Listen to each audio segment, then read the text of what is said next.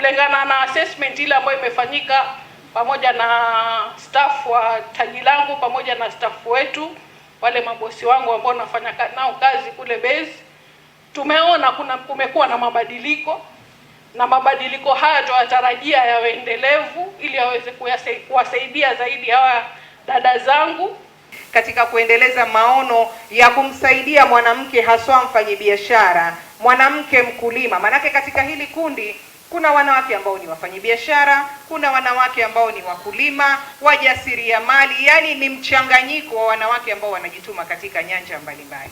Tulihakikisha kwamba tunawapatia mafunzo ya masala ya biashara kwa sababu wenyewe ni wafanyabiashara, lakini tukasema tunataka tuwapige msasa ili wakiondoka wakienda katika biashara zao wawe wanajua wanafanya biashara kwa mwelekeo upi. Tuliwafundisha ni jinsi gani watamtambua mteja, ni jinsi gani watambeba mteja, na ni jinsi gani watasimama mbele ya watu kueleza kuhusu biashara zao. Ile biashara ambayo unaifanya ijenge zaidi. Hapa kuna watu, nimeona wanawake wapambanaji wako hapa, twajuana. Kuna kina mama hapa wana uwezo wa kuoka mkate mzuri, lakini leo hii yeye kufanya biashara na serikali haiwezekani. Huwezi kufanya biashara na serikali wakati huna kampuni, mpaka uwe na kampuni ndio serikali iweze kununua kutoka kwako.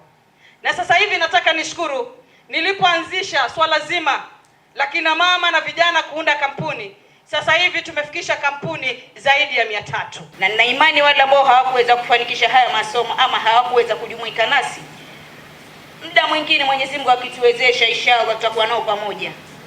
Na nawaahidi hatutakuwa wachoyo sisi. Haya tulioyapata tutaweza kuambia wenzetu, nao hatutawanyima kitu. Kile tulichofundishwa tutazidi kukitoa nje, wenzetu nao wafaidike nacho.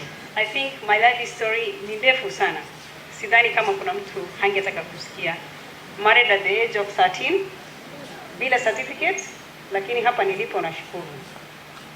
Nimefanya hairdressing, nimefanya catering bila certificate ya form 4, lakini hapa nilipo mimi ni mwanabiashara wa tuktuk na napenda kazi yangu sana. At the same time my part-time job ni kutengeneza shanga.